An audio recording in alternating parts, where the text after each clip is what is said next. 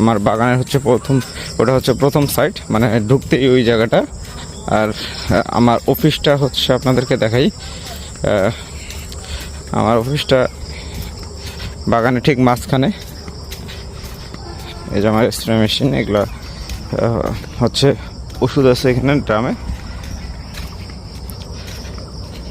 এই যে আমার অফিস। এখান থেকে কিন্তু আমি অনলাইনের কালকে আমি কিছু লিচু দিয়েছি এখান থেকে অনলাইনে। তো আরও কিছু হচ্ছে আছে যেগুলো হচ্ছে দেওয়া হবে। এখান থেকে ক্যারেট নিয়ে যায় দিতে হবে।